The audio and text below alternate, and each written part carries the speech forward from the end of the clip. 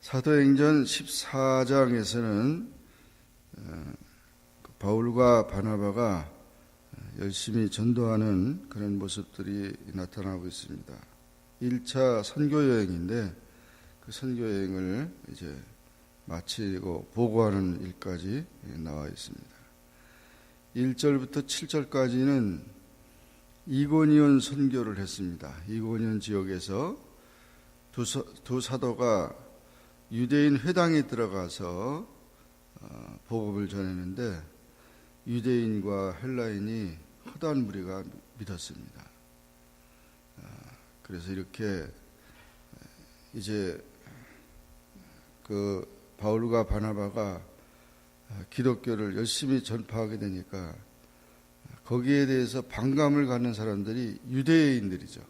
유대인들은 또 자기 유대교가 지금 자꾸 무너지니까 결국 악감을 품고 선동을 하면서 이 두 사도를 관리를 동원해 가지고 모욕하며 돌로 치려고 달려들었습니다.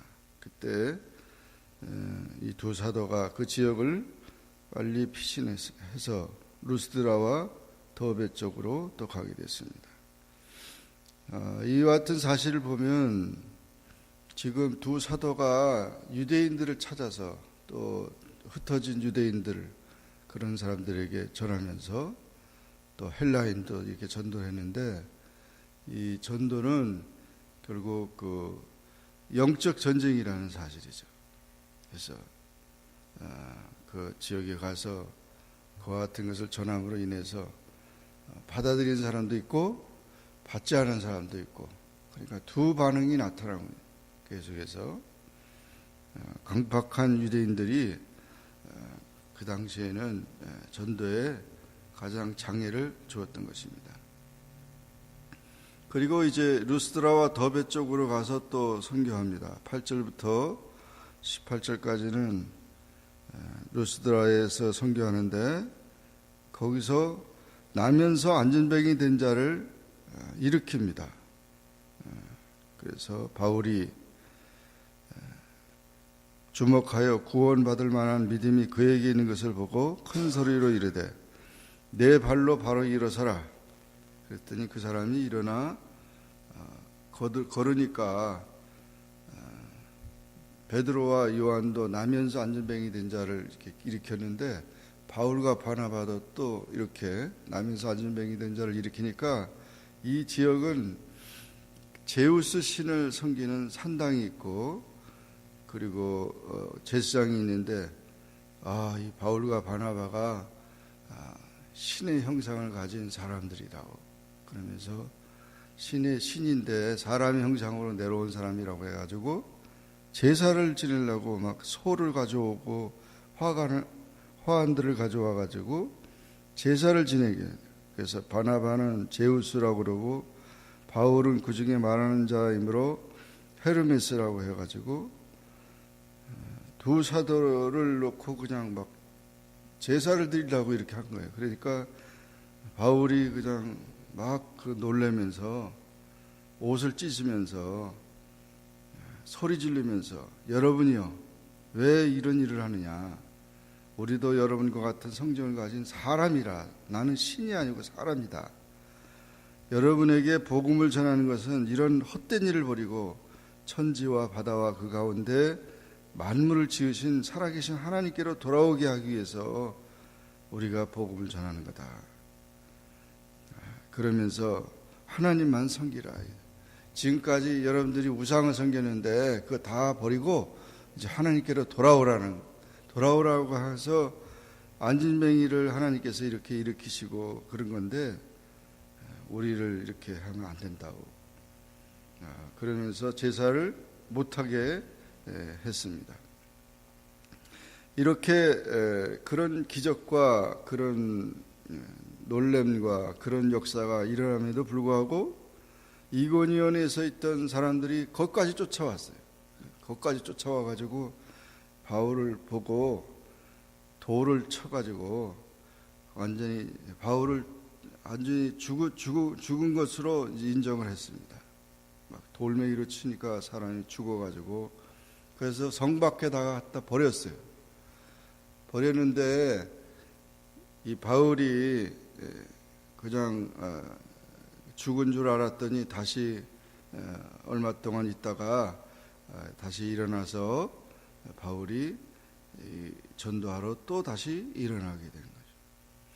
여기서 돌로 바울을 쳐서 죽었다고 하는 이 사건이 14년 후에 이 경험에 대해서 얘기를 했어요. 이때 죽었을 때 3층 천에 갔다 왔다는 거예요. 3층 천에 바울이 그래서 천국에 갔다 왔다 경험을 그래서 그 하늘의 신비한 체험을 했다는 것을 고린도 교회에 얘기를 했어요. 내가 죽었다가 삼층천에 갔다 왔는데 그러나 그것을 내가 더 이상 말하지 않겠다. 거기에 대해서는 더 말하지 않겠다.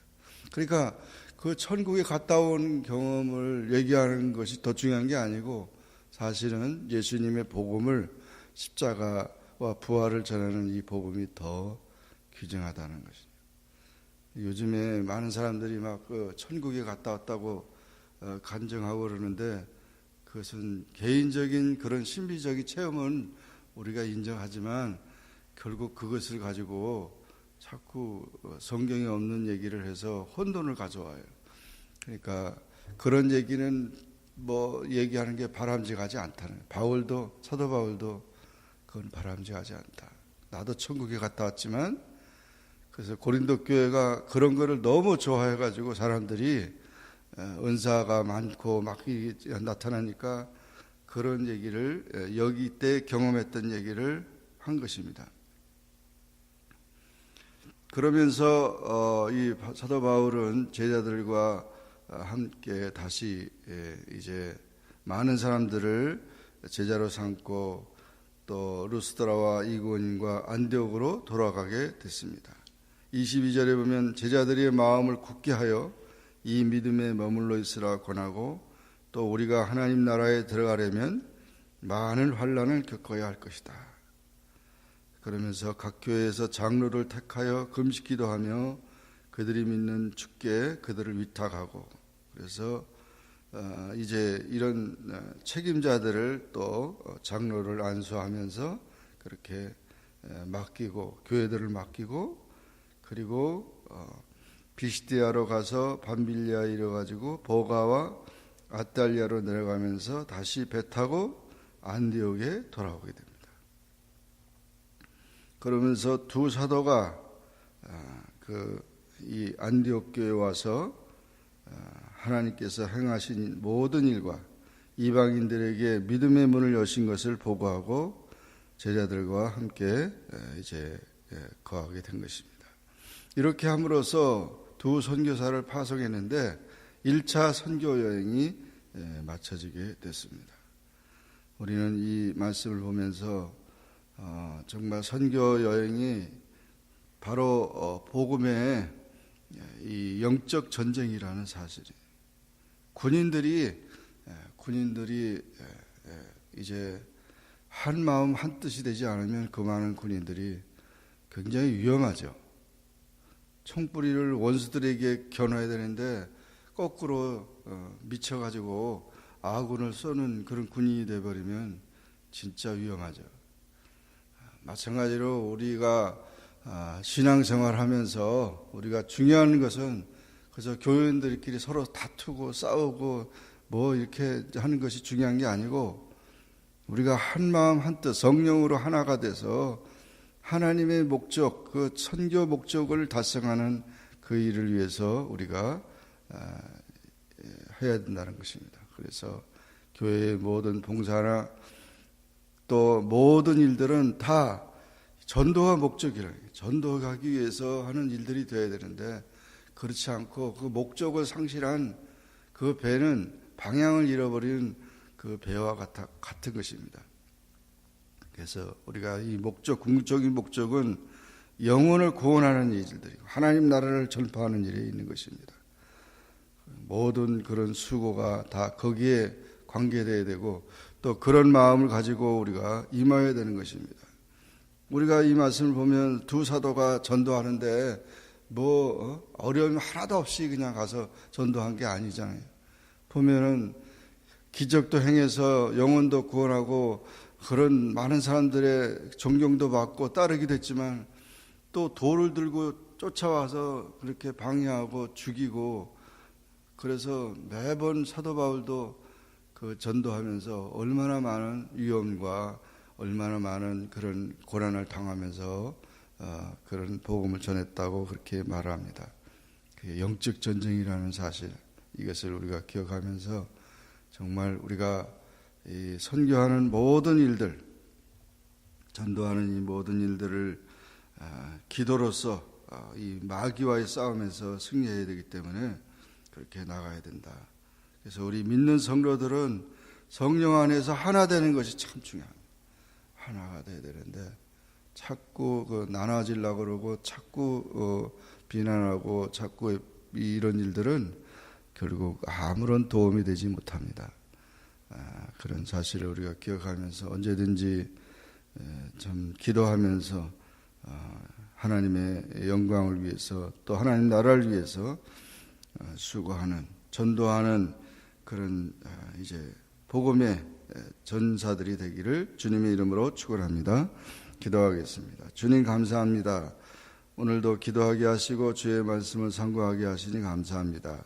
사도행전 14장의 말씀을 통해서 바울이 이고니온과 루스드라와 또 여러 지역을 선교하면서 바나바와 함께 열심히 복음을 증거했지만 많은 사람들이 믿기도 했지만 또 많은 사람들이 또 반대를 하고 박해를 하고 심지어 돌에 맞아 거의 다 죽었던 바울이 하나님께서 또 살려주시고 그 신비한 체험을 통해서 환난을 통해서 더 굳세게 강한 복음의 이제 전사가 되게 하신 것을 우리가 보면서 주님 우리가 참 복음을 위해서 십자가 지고 고난받고 어려움 당하는 모든 일들을 우리는 하나님 앞에 기도하면서 더 하나님의 뜻 가운데 순종하는 그런 삶이 될 수 있게 도와주시고 또 어떤 처지나 상황과 그런 것에 있다 할지라도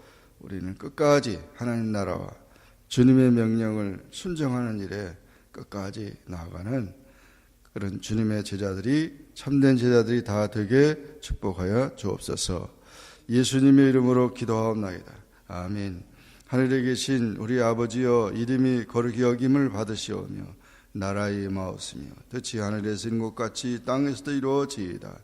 오늘날 우리에게 일용할 양식을 주옵시고 우리가 우리에게 죄 진 자를 사하여 준 것 같이 우리 죄를 사하여 주옵시고 우리를 시험에 들게 하지 마옵시고 다만 악에서 구하옵소서. 내게 나라와 권세와 영광이 아버지께 영원히 있사옵나이다. 아멘.